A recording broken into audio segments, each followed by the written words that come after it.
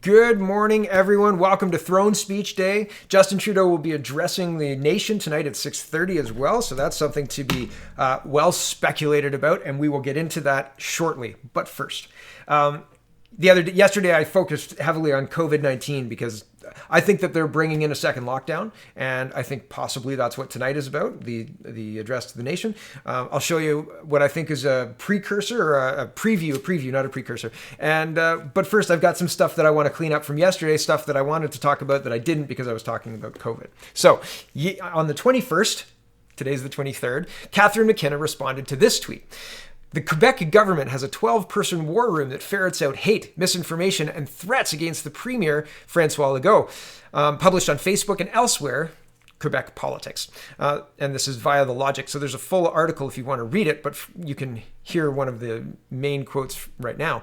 The process of removing content includes sending screen grabs, everything from written missives to conspiratorial videos to GIFs to Facebook Canada's offices in Ottawa and Toronto, then following up with the company if the content isn't removed. It's a piecemeal operation akin to pulling weeds, and according to the source, Facebook's response has been mixed. They cooperate, but it's hard because Facebook doesn't like to intervene. I'm pretty sure Facebook intervenes quite a lot. So in response to that, Catherine McKenna says, I think there's a lot more we can do. There's a lot that we can do. But the social media companies themselves need to step up. We don't have to regulate everything. But if you can't regulate yourselves, governments will. And then she tags Mr. Gallibo. And that's terrifying. That's terrifying. And one of the replies says, sounds familiar.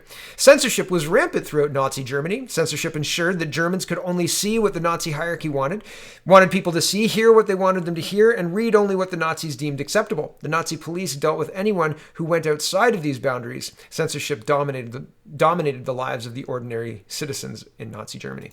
And yeah, that's concerning. That's certainly not what I want my government to be focusing on, particularly in the midst of a pandemic. You know what we've got to do? You know the main thing that we've got to deal with? Misinformation. BS. Because the information does not back up their narrative. However, here's global news. Do you know what's happening in Australia? Right? If you don't know your history, you will be doomed to repeat it. Nazi Germany. And if you don't know what's going on in modern history, Australia, then possibly you will emulate it. And here's Global News reporting about Australia's extreme second lockdown that curbed the coronavirus. Here's what it took. And I'm just going to get rid of that. Okay. And they're advocating for the extreme measures that Australia has currently been under. And if you've seen any videos out of Australia recently, I don't think there's any citizenship in Canada that looks at that and goes, yep, we need that. Except for maybe the Walmart Karens. But by and large, I think people look at those videos and say, whoa, that is way too far. Particularly when you consider the number of deaths, okay? The number of deaths is very, very low. Nobody has died in Toronto in September of coronavirus. Not one person. The last death was August 28th. Okay, but carrying on. Australia. As Canada's coronavirus cases, not COVID-19, coronavirus, continue to climb, many health experts are warning the public that a second lockdown may be around the corner. And as Canadians prepare for a potential fall or winter shutdown, experts argue we may want to look at Australia's strict second lockdown measures in order to figure out how to tackle spiking coronavirus cases. Extreme lockdowns work, no question about it, says Timothy Sly, an epidemiologist with Ryerson University's School of Public Health. This is what China did, what Melbourne did, and it worked. Partial lockdowns prolong the agony.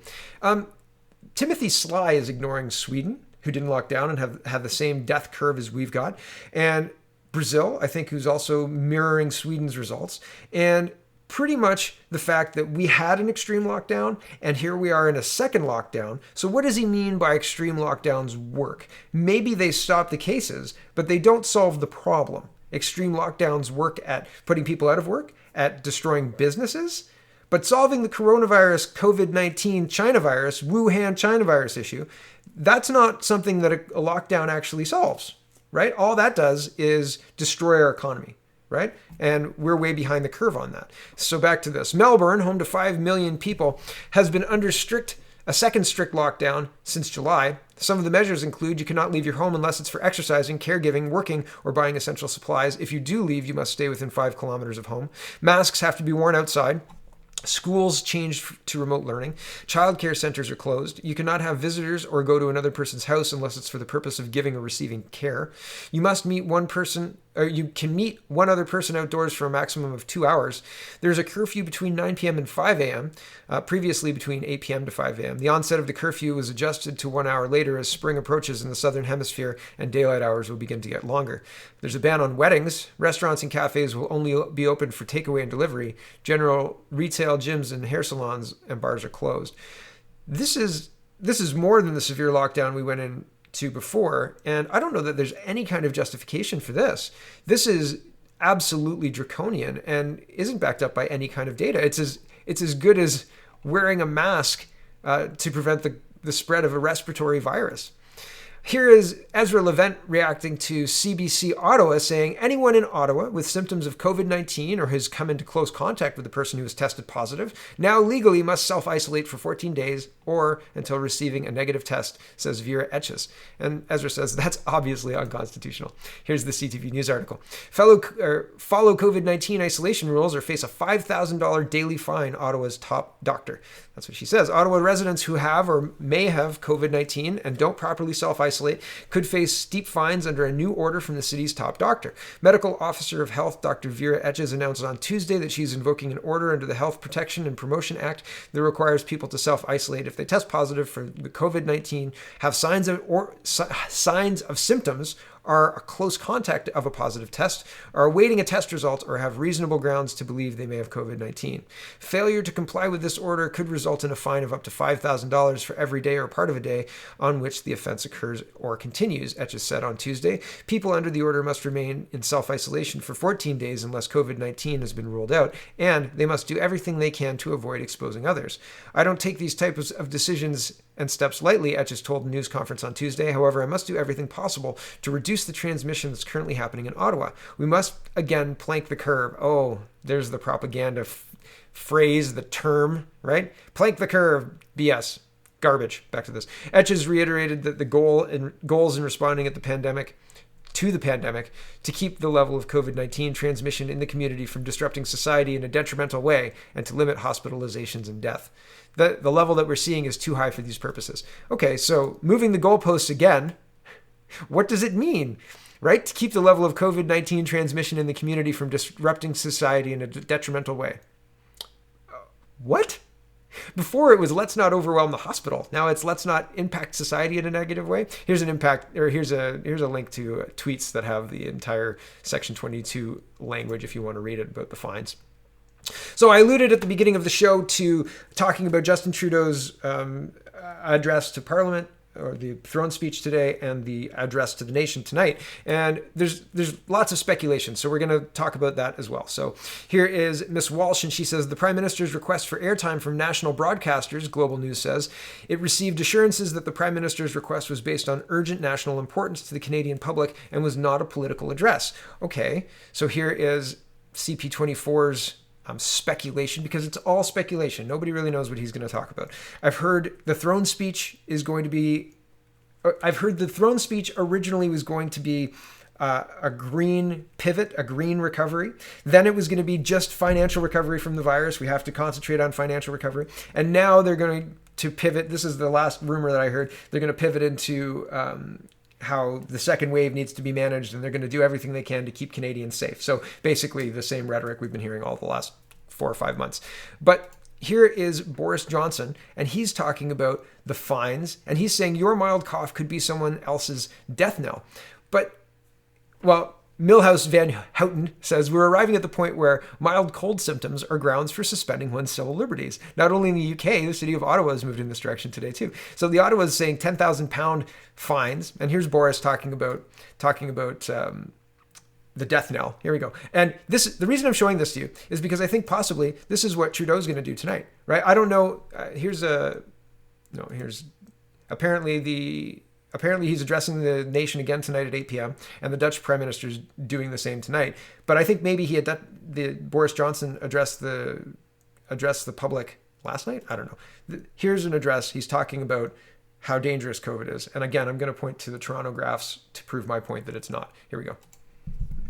To those who say we don't need this stuff and we should leave people to take their own risks, I say these risks are not our own. The tragic reality of having COVID is that your mild cough can be someone else's death knell. And as for the suggestion that we should simply lock up the elderly and the vulnerable, with all the suffering that would entail, I must tell you that this is just not realistic. Because so instead, we'll lock everyone up, right? We can't just lock up the elderly and the people who are vulnerable. We'll lock everybody up under new lockdown measures and fine them £10,000 if they don't listen to us. That's much better, Boris. But the problem is, okay, so first we'll talk about the death knell thing. The whole rationale behind the lockdown is because your cough, you may give the virus to somebody who may then give the virus to somebody who dies, right? Like you may give it to somebody who has a grandma and they go see grandma and they give it to her. All right, maybe. But here's Toronto. Nobody's died in the month of September. The last death, August 28th. The last death before that, August 13th. The last death before that, July 28th.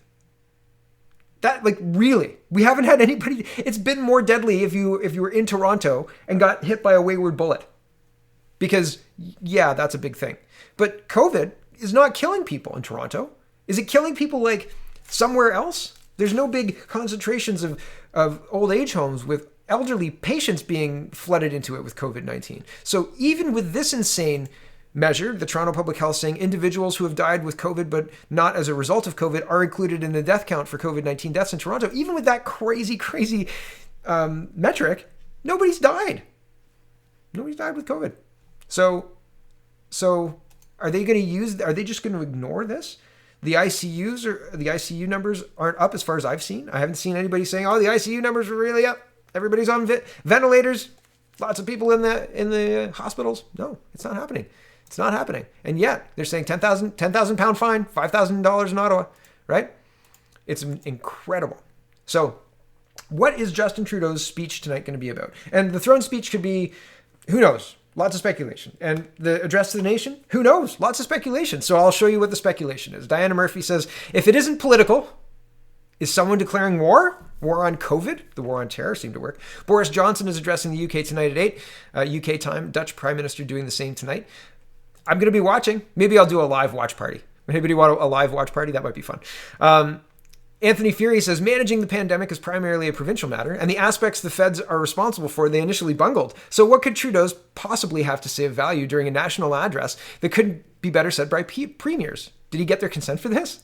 Yeah, so Trudeau bungled the initial response. He ignored Haydu ignored the briefings that she had in January and said basically it's racist to close the borders. We can't possibly do that. And we're still, to this day, landing flights from infected areas. Like what kind of response? The only response they did correctly, and it's just correct because money is so cheap, was spend. But it was a self-created problem. They shut down the economy themselves. So supporting people they created the problem, and then here's the solution. Tax dollars that's going to be saddled with your children's children. But, you won't lose your job in the short term. But next year, maybe. Right? So, yeah, I don't know. What would Trudeau possibly have to say to the entire nation like tonight, right?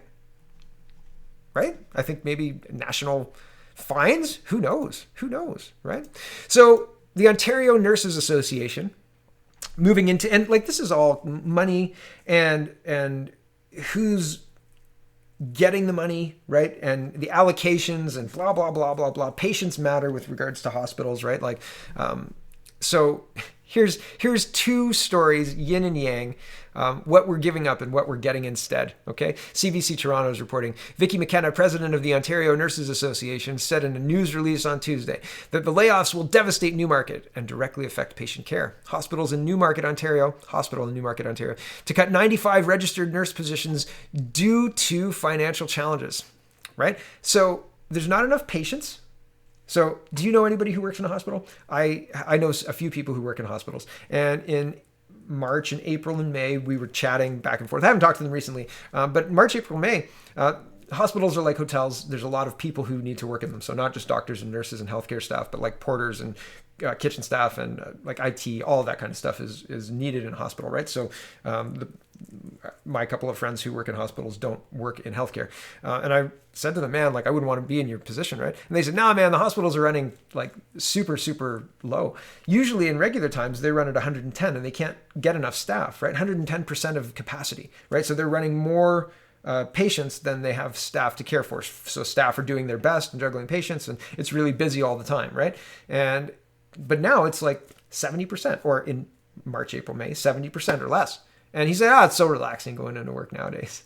So relaxing. And I was like, man, that's not how I'd feel, but okay. And now I understand. Very relaxing. So it's so relaxing that they have to get rid of 95 nurses in one hospital.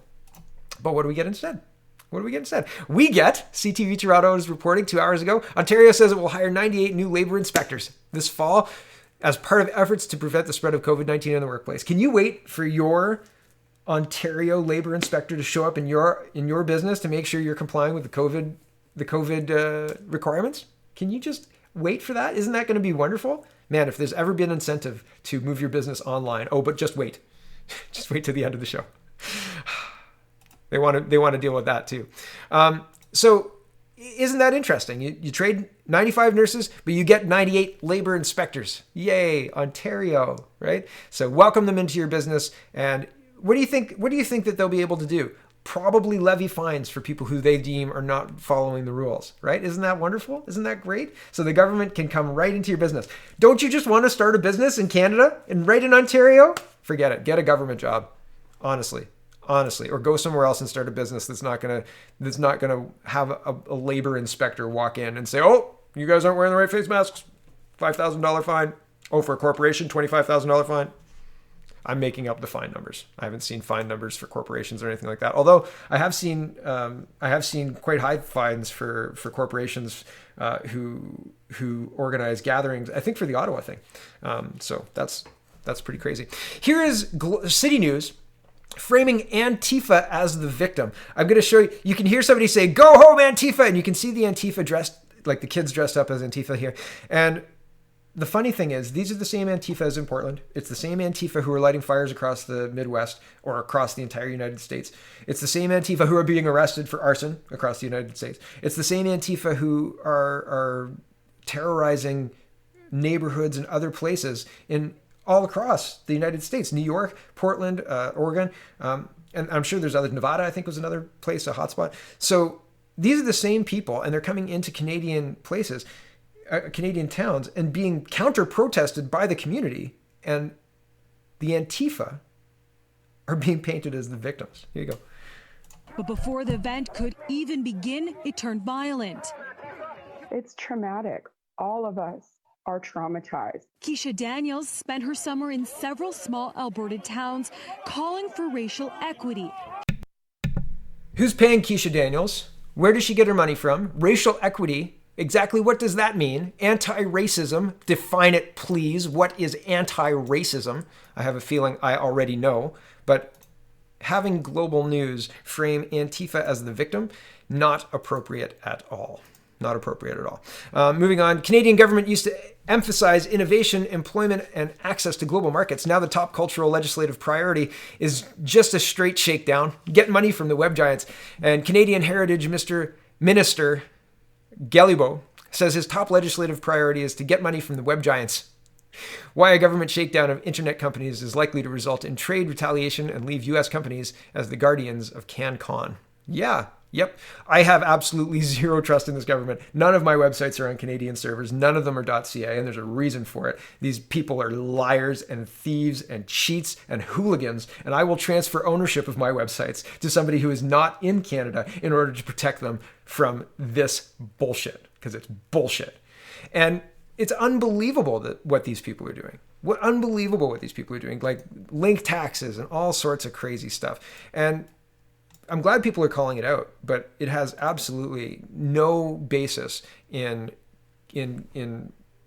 helping Canadians better compete in business, in the world of the internet, in business. Like having a lockdown internet that your government controls this closely is just so, like, it is against free speech. It's against the basic tenets of the internet, right? Like the internet was not meant to be regulated by country. The internet, it was supposed to be a connecting tool. Well, I mean, who knows what the internet was supposed to be? In my idealistic days, I thought it was supposed to be a connecting tool for humanity. But in my more cynical recent days, I guess it's a government tool for propaganda. And you better listen, or they're gonna charge you an arm and a leg in taxes to run a website. Okay, moving on. This is another one I was going to talk about yesterday. I was going to do a really in-depth report on this, but basically the idea is Global News is reporting federal governments commit to $1 billion for cities to buy hotels for rapid housing program. And in Guelph, this hotel is just down the street from Riverside Park. Riverside Park is one of the premier hotels in Guelph. Parks in Guelph. It's like the big park in Guelph. And this hotel has been used by drop-in centers for 30 years, they say, to help people with temporary housing. And now they want to buy it. And the problem is they've not engaged us. I live in the ward that this whole thing is happening. They've not engaged us, neighbor has said. They were not told about drop-in center supportive housing plans. My question is, how much of the hotel, because they want to buy the whole hotel, and they need the city to rezone it, and they need $500,000 from the city. That's not a problem anymore. The city will just use from this, right? They'll say, oh yeah, $500,000, there you go, done, right? And they get a hotel and a drop-in center. They get to legitimize the Liberals' plan, and these guys get the temporary housing. But if, let's say 3 rooms were used before as a drop-in center, and now it's 100% of the hotel. That's a big difference for the neighborhood, right? A big difference. And what happens when that kind of stuff happens? Well, we've seen it happen in Toronto when hotels and buildings were purchased and drop-in centers were put into the neighborhoods. And here it is, Midtown residents have legitimate concerns about safety near shelters, councillor says. And it says, Councillor Mike Cole, who represents Ward 8, Eglinton Lawrence, said he went to a protest on the weekend on Mount Pleasant Road to hear from the community. Those upset about the shelters and those in support staged opposing rallies. Quote, I hope we stop vilifying the local residents, Cole said. They're feeling threatened because they feel vilified. They're worried about their kids and they're worried about their safety, he said. They're being labeled as anti-homeless. They're not.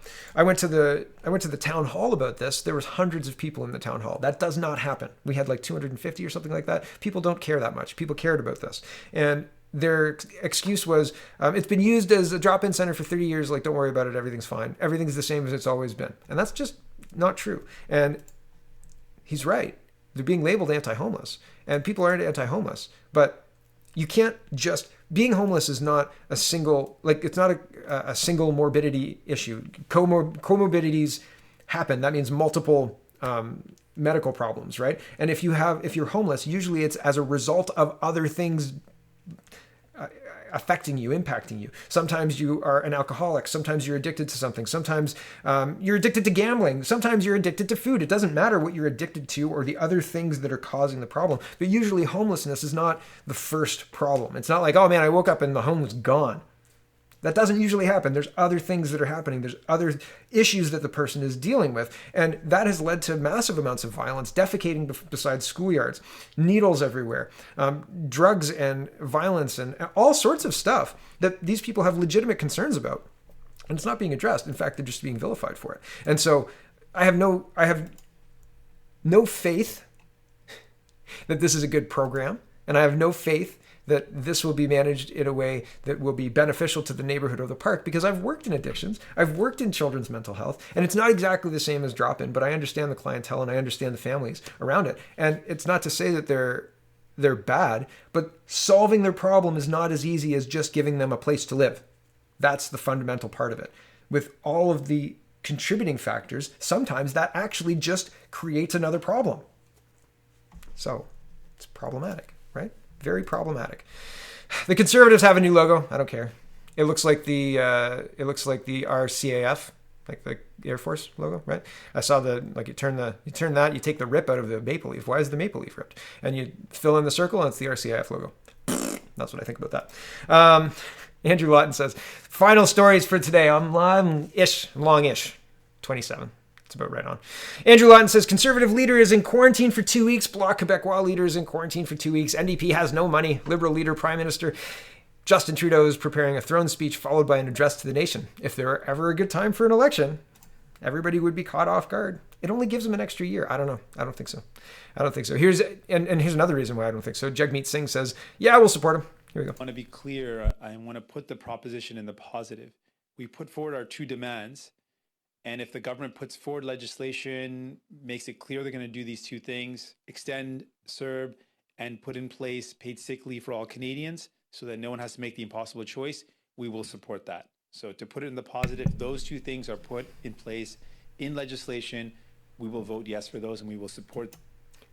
Justin Trudeau is just amending. Okay. And what was that other thing? So yeah, I mean, I don't think we're going into an election unless Justin Trudeau wants an election, in which case he goes, take those things out. Strike it. Paragraph 3, gone. Here's Trudeau's son opinion piece that I'm not going to read. He says, tighten her up, settle in, Trudeau's about to wreak havoc. Yeah, yep. If you thought this spending was bad, there's nothing in me that says today is the day that Justin Trudeau wakes up and realizes he's been wrong all along. It's not, I don't think that's happening. I think he wakes up and goes, Chrystia Freeland's got this. She's the best darn finance minister I've ever had. I think that's where we're headed. And that means turn on the taps, look at the spending. And it's Kathleen Wynne in when she lost to Doug Ford 2018. But this doesn't look like the same way Kathleen Wynne looked desperate. Justin Trudeau looks just like he doesn't care. One way or the other, he doesn't care. Freeland looks more stressed than Trudeau, but she's got that nice coif hair thing going on, right? So you can't really tell, but she looks stressed. She looks way more stressed than he does, to me. Anyway. All right, that's enough out of me. Thanks for watching, everybody. Check out CanadaPoly.com. Check out CanadaReport.co. And if you want to see any of the reports that I miss or any of the stories that I didn't do yesterday, you can just go to CanadaReport.co. This is my scratch pad. So this is what I built. I build my shows on Canada politics. So sometimes I'll put in an American story in here, but I'll also put it in international because this fills up faster.